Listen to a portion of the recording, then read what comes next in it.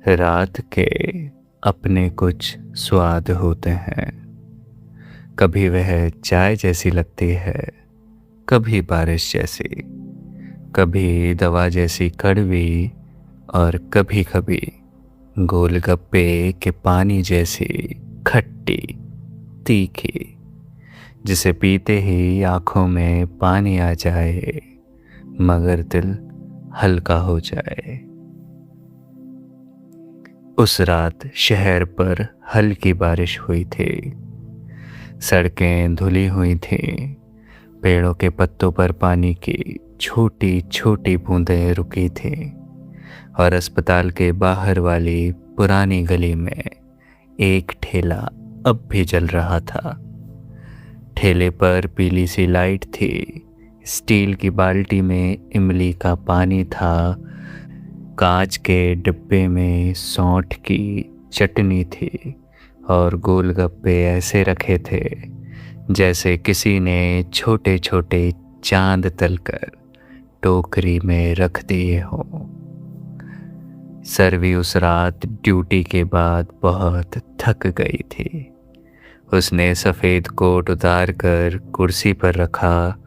बालों को ढंग से बांधने की हिम्मत उसमें नहीं बची थी, मगर मेज़ पर रखी 3 कलमों को उसने फिर भी सीधा कर दिया। कुछ लोग टूटकर भी चीज़ें संवारते हैं, शायद इसलिए कि कमरा बिखरा हो तो भीतर की थकान ज़्यादा दिखने लगती है। उसने पानी की बोतल देखी। बोतल लगभग भरी हुई थी। सुबह से उसने ठीक से पानी नहीं पिया था। यह उसकी पुरानी आदत थी, प्यास लगने तक पानी को भूल जाना और फिर रात में अचानक याद आना कि शरीर भी कोई अमानत है। फोन मेज पर उल्टा रखा था। स्क्रीन पर एक छोटा सा नोटिफिकेशन चमका, एपिसोड 8 अपलोडेड। नीचे नाम लिखा था, मेघ की रात वाली कहानियां। सर्वी ने फोन नहीं उठाया, बस उसे देखा जैसे कोई खिड़की से आती चांदनी को देखता है बगैर छुए। मेघ वहां नहीं था। कई बार वह सचमुच में कहीं नहीं होता था, बस उसकी आवाज़ होती थी, और कभी कभी आवाज़ें इंसानों से ज़्यादा देर तक साथ रहती हैं।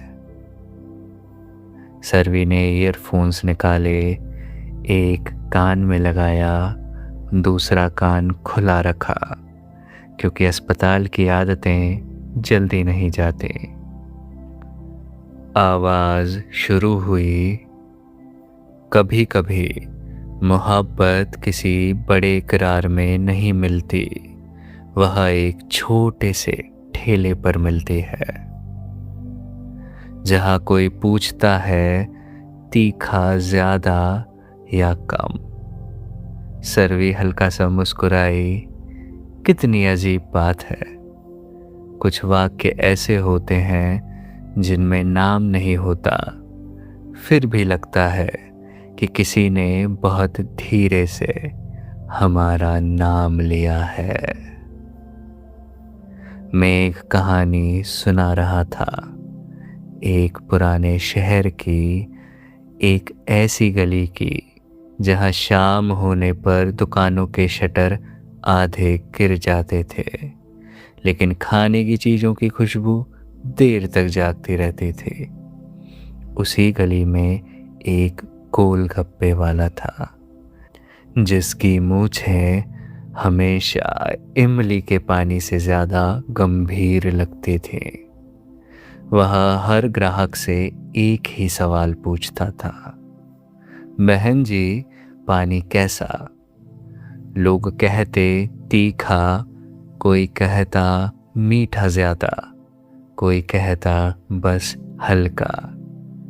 पर उस दिन सर्वी ने कहा था, ऐसा बनाइए कि आंखें भीग जाएं, पर चेहरा मुस्कुराता रहे। गोलगप्पे वाला 2 पल के लिए चुप हो गया। मेघ ने उसकी तरफ देखा, फिर सरवी की तरफ। ये ऑर्डर है या शेर? मेघ ने धीरे से पूछा था। सरवी ने जवाब नहीं दिया, बस बालों की एक लट कान के पीछे की और टोकरी से पहला गोलगप्पा उठते हुए देखने लगी। उस शाम सरवी ने काली शॉल ओढ़ रखी थी। बारिश रुक चुकी थी, मगर हवा में अभी भी भीगापन था। उसकी आंखों के नीचे हल्की थकान थी, जैसे किसी ने रात को काजल बनाकर वहां रख दिया हो। मेघ ने कुछ नहीं पूछा। वह उन लोगों में से था जो हर खामोशी का कारण जानने की जिद नहीं करते, क्योंकि कुछ थकाने कारण बताने से नहीं, बस पास बैठे रहने से हल्की होती है। पहला गोलगप्पा सरवी ने जैसे ही खाया, उसकी आंखें सच में भर आईं। क्या बहुत तीखा है? मेघ ने पूछा। सरवी ने सिर हिलाया, नहीं, ठीक है। तो फिर आंसू? ये गोलगप्पे के हैं। फिर मेघ ने मुस्कुराकर कहा, अच्छा है, कम से कम इन आंसुओं को बहाना मिल गया। सरवी ने उसे देखा, जरा सा डांटने जैसा देखा, फिर दूसरा गोलगप्पा खा लिया। कुछ स्वाद बचपन के दरवाजे खोल देते हैं। सरवी को अचानक अपना पुराना स्कूल याद आ गया। दोपहर की छुट्टी, साइकिल की घंटी और गेट के बाहर खड़े पापा, जो हमेशा कहते थे, पहले पानी पी लो, फिर जो खाना है खा लेना। तब वह हंस देती थी। उसे लगता था कि दुनिया का सबसे बड़ा प्यार शायद यही है कि कोई आपको डांटे कि पानी पी लो। अब वह बड़ी हो गई थी। लोग उसे मजबूत कहते थे, जिम्मेदार कहते थे, समझदार कहते थे, पर उसके भीतर एक छोटी सी बच्ची अब भी रहती थी, जिसे किसी ठेले के सामने खड़े होकर पूछा जाना अच्छा लगता था कि और खाओगी? तीसरे गोलगप्पे पर उसने कहा, बस अब बहुत है। मेघ ने गोलगप्पे वाले से कहा, एक और बना दीजिए, इसमें मीठी चटनी थोड़ी ज्यादा। मैंने कहा ना बस। ये आपके लिए नहीं है, मेघ ने सहजता से कहा। ये उस बच्ची के लिए है जो अंदर से अभी भी स्कूल की छुट्टी के बाद गोलगप्पे खाती है। सरवी चुप हो गई। कभी कभी कोई हमारी उम्र नहीं देखता, वह तो सीधे उस हिस्से तक पहुंच जाता है जहां हम अब भी छोटे होते हैं। चौथा गोलगप्पा मीठा था। सरवी ने उसे धीरे से खाया। इस बार आंखें नहीं भीगी, चेहरा शांत हो गया। मेघ ने वहीं खड़े खड़े अपनी जेब से एक छोटा सा कागज निकाला। उस पर कुछ नहीं लिखा था, सिर्फ एक छोटी सी नीली रेखा थी जैसे किसी ने पेन चलाया हो और फिर बात अधूरी छोड़ती हो। ये क्या है? सरवी ने पूछा। कुछ नहीं, बस पेन चेक किया था। आप हर चीज संभाल कर रखते हैं? नहीं, मेघ ने कहा, सिर्फ वे चीजें जिनमें कोई आवाज बची रह जाए। सरवी ने उसके हाथ से कागज नहीं लिया, बस देखा। मर्यादा कई बार दूरी नहीं होती, वह किसी चीज को छूने से पहले ठहर जाना भी होती है। गोलगप्पे वाला 5वां बना रहा था। सरवी ने कहा, अब की बार कम तीखा। मेघ ने पूछा, क्यों? क्योंकि कुछ चीजें सिर्फ शुरुआत में तीखी अच्छी लगती हैं, फिर धीरे धीरे मीठा चाहिए होता है। मेघ ने सर झुकाकर कहा, तो फिर आखिरी गोलगप्पा मीठा सूखा होना चाहिए। गोलगप्पे वाले ने तुरंत कहा, हाँ साहब, हमारी तरफ से आखिरी वाला सूखा मीठा। और सच में छठा गोलगप्पा बगैर पानी के था। उसमें आलू था, चना था, सौंठ थी, दही की एक छोटी सी लकीर भी थी, और ऊपर से सेव, इंदौर वाले। सरवी ने उसे खाया और पहली बार खुलकर हंसी। वह हंसी बहुत बड़ी नहीं थी, बस उतनी थी जितनी एक थकी हुई शाम को बचाने के लिए काफी होती है। मेघ ने कुछ नहीं कहा। वह उस हंसी को सुनता रहा, क्योंकि कुछ आवाजें रिकॉर्ड नहीं की जाती, वे सीधे याद में रखी जाती हैं। गोलगप्पे के बाद गली के मोड़ पर एक पुरानी मिठाई की दुकान थी। नाम था मधुर मिलन स्वीट्स। नाम थोड़ा फिल्मी था, दुकान थोड़ी पुरानी थी, और कांच के अंदर रखी रसमलाई बिल्कुल चांदनी जैसी लग रही थी। सफेद, जाफरान का हल्का पीलापन ओढ़े हुए, नर्म, जाफरान के 2-3 धागों से सजी हुई, और दूध की मीठी झील में आधी डूबी हुई। सरवी ने रसमलाई को देखा, फिर नजर हटा ली। मेघ ने पूछा, पसंद है? नहीं, झूठ, इतना मीठा मैं नहीं खाते। अभी तो मोहतरमा आपने छठा गोलगप्पा मीठा खाया है। नहीं, वो अलग बात थी। हर चीज के लिए जो अच्छी है यही कहा जाता है, वो अलग बात थी। अब सरवी ने उसे देखा।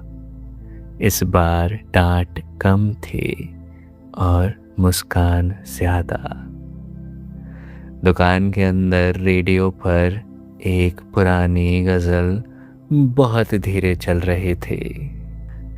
शायद पंकज उदास की आवाज थी। इस रास्ते से तू गुजरे वो फूलों से भर जाए, तेरे पैर की कोमल आहट सोते भाग जगाए। जो पत्थर छूले गोरी तो वो हीरा बन जाए। तू जिसको मिल जाए वो हो जाए माला माल। एक तू ही धनवान है गोरी, बाकी सब कंगाल। हो चांदी जैसा रंग है तेरा, सोने जैसे बाल। एक तू ही धनवान है गोरी, बाकी सब कंगाल। बाकी सब कंगाल। मेघ ने गजल को पूरा नहीं गुनगुनाया, बस उसी एहसास में बहुत धीमे से कहा, कुछ चेहरे देखे नहीं जाते, बस उनसे मिलने के बाद दुनिया की आवाज थोड़ी कम हो जाती है, जैसे दुनिया का शोर खत्म हो गया हो। सर्वी ने कुछ नहीं कहा। दुकानदार ने पूछा, कितनी रसमलाई दूं? मेघ ने कहा, एक छोटा डब्बा, 3 पीस। मेरे लिए मत लीजिए, सर्वी ने तुरंत कहा। आपके लिए नहीं ले रहा, मेघ ने सहजता से कहा। 2 इस शाम के लिए और एक उस रात के लिए जब आपको बहुत देर तक नींद नहीं आएगी। कहानी का सबसे खूबसूरत हिस्सा वही होता है जो किसी और को समझ नहीं आता, सिवाय उस शख्स के। दुकानदार ने रसमलाई डब्बे में रखी, ढक्कन बंद किया, ऊपर से छोटा सा लाल रंग का रबर लगाया और मेघ ने वह डब्बा सर्वी की तरफ बढ़ा दिया। सर्वी ने पहले मना किया, हमेशा की तरह, फिर ले लिया। कुछ अमानतें जबरदस्ती नहीं दी जाती, बस इतनी सादगी से आगे बढ़ाई जाती हैं कि इनकार करना भी कठोर लगने लगे। उस शाम दोनों साथ साथ गली से गुजरे। ना कोई बड़ा इकरार हुआ, ना कोई ऐसा वाक्य जिसे दुनिया गलत समझ सके। बस सड़क गीली थी, ठंडी हवा थी और एक छोटा सा मिठाई का डब्बा जो सर्वी के हाथ में था। रास्ते में एक बच्चा लाल गुब्बारे बेच रहा था। गुब्बारा हवा में हल्का सा कांप रहा था, ठंडी हवा के साथ। सर्वी ने पल भर के लिए उसे देखा और फिर आगे बढ़ गई। मेघ ने इस बार पूछा नहीं कि लोगी, क्योंकि हर देखी हुई चीज खरीदना जरूरी नहीं होता। कुछ चीजें बस देख लेने से भी हमारे भीतर रह जाती हैं। ऑटो स्टैंड के पास पहुंचकर सर्वी रुक गई। उसने डब्बा खोला, एक चम्मच नहीं था। मेघ मिठाई वाले से लकड़ी का छोटा चम्मच लेना भूल गया था। सर्वी ने पहली बार उसे छेड़ा। इतनी कहानी लिखते हो और चम्मच भूल गए? मेघ ने बहुत गंभीर होकर कहा, कहानी में चम्मच नहीं चाहिए होता। सर्वी हंस पड़ी, पर रसमलाई में चाहिए होता है। मेघ ने पीछे मुड़कर देखा, दुकान दूर हो चुकी थी। फिर उसने अपनी जेब टटोली, एक छोटा सा लकड़ी का चम्मच सच में निकला। सर्वी ने आंखें छोटी की। तो भूले नहीं थे तुम। नहीं, बस आपकी डांट सुननी थी बॉस। उसने चम्मच लिया, रसमलाई का आधा पीस खाया और डब्बा बंद कर दिया। बाकी? मेघ ने पूछा। बाकी उस रात के लिए जब नींद नहीं आएगी, सरवी ने कहा। मेघ ने बस इतना कहा, तब कहानी सुन लीजिएगा। कई साल बाद भी कुछ शामें पुरानी नहीं होते। वे तारीख नहीं बनते, वे स्वाद बन जाते हैं। कभी गोलगप्पे का खट्टा पानी, कभी रसमलाई की मीठी चांदनी, कभी एक लकड़ी का चम्मच और कभी किसी की आवाज जो कहती है पानी पी लो। सरवी ने ईयरफोन कान से थोड़ा हटाया। वह अब भी ड्यूटी रूम में थे। बाहर नाइट स्टाफ की हल्की आवाजें थी। मॉनिटर की बीप दूर से आ रही थी। खिड़की के शीशे पर बारिश की आखिरी बूंद अटकी थी। मेघ की आवाज चल रही थी। उस रात उसने रसमलाई पूरी नहीं खाई थी, आधे बचा ली थी। शायद कुछ मिठासें एक ही रात में खत्म करने के लिए नहीं होती। सरवी ने टेबल पर रखी पानी की बोतल उठाई, ढक्कन खोला, 2 घूंट पानी पिया। बगैर किसी के कहे, या शायद किसी ने कहा था कहानी के भीतर से। उसने मोबाइल रोका नहीं, आवाज को चलने दिया। फिर अपने बैग से एक छोटा सा स्टील का डब्बा निकाला। कैंटीन से लाई हुई मिठाई थी, रसमलाई नहीं थी, साधारण सी बर्फी थी। लेकिन उस रात उसे वही रसमलाई लगी, क्योंकि स्वाद हमेशा जीभ पर नहीं रहता।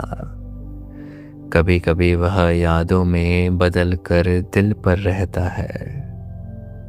सरवी ने 2 और बर्फी खाई, फिर डब्बा बंद कर दिया, आधी बचा ली। शायद आदत से, या शायद कहानी से, या फिर शायद किसी ऐसी शाम की वजह से जिसका नाम लेना जरूरी नहीं था। मेघ की आवाज अब कहानी के आखिरी हिस्से में थी। वो बोला, मैंने उस शाम उसे रोका नहीं। कुछ लोग रुकने के लिए नहीं होते, वे तो बस अपने साथ थोड़ी मिठास लेकर अपनी रातों में लौट जाते हैं। और यदि कभी उन्हें नींद ना आए तो कोई कहानी धीमे से उनके सिरहाने बैठ जाती है। सरवी ने आंखें बंद कर ली। थकान अभी भी थी, दुनिया भी वैसी ही थी। ड्यूटी भी होगी, सुबह भी आएगी, अधूरे काम भी रहेंगे। लेकिन उस रात भीतर कुछ थोड़ा मुलायम हो गया था, जैसे गोलगप्पे के बाद मीठा पानी मिल जाए, जैसे तेज बारिश के बाद छज्जे से बस बूंदे टपकें, या जैसे कोई बगैर छुए माथे से बोझ उतार दे। उधर मेघ अपने कमरे में बैठा था। टेबल पर माइक रखा था, बगल में पुरानी डायरी थी, एक नीली स्याही वाला पेन खुला पड़ा था। लैपटॉप स्क्रीन पर ऑडियो की लहरें दिख रही थी। उसने रिकॉर्डिंग का एक छोटा हिस्सा काट दिया था। वहां उसने लगभग कह दिया था, यह कहानी उसके लिए है। फिर रुक गया। कुछ बातें कह देने से छोटी हो जाती हैं, कुछ बातें ना कहने पर ही सुरक्षित रहती हैं। मर्यादा का मतलब हमेशा दूरी नहीं होता, कभी कभी वह किसी की शांति की रखवाली भी होती है। मेघ ने कट किया हुआ हिस्सा डिलीट कर दिया, फिर आखिरी लाइन रिकॉर्ड की। अगर कभी रात बहुत खट्टी तीखी लगे तो याद रखना, हर शाम के आखिर में एक मीठा सूखा गोलगप्पा भी होता है, और कहीं ना कहीं रसमलाई का आधा डब्बा तुम्हारे हिस्से की मिठास बचा कर रखता है। मेघ कुछ पल चुप रहा, फिर बहुत धीमे से बोला, और हाँ, पानी पी लेना। सर्वी ने फोन को तकिए के पास रख दिया। कहानी अभी पूरी नहीं हुई थी, पर उसकी पलकों पर नींद उतरने लगी।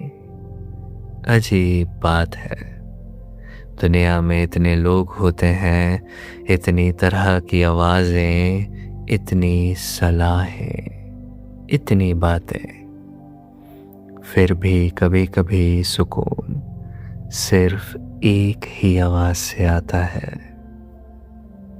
वह आवाज जो कुछ मांगती नहीं, बस साथ चलती है, जो नाम नहीं लेती पर पहचान लेती है, जो हक नहीं जताती पर ख्याल रखती है। सर्वी ने नींद में जाने से पहले बहुत धीमे से मुस्कुराया।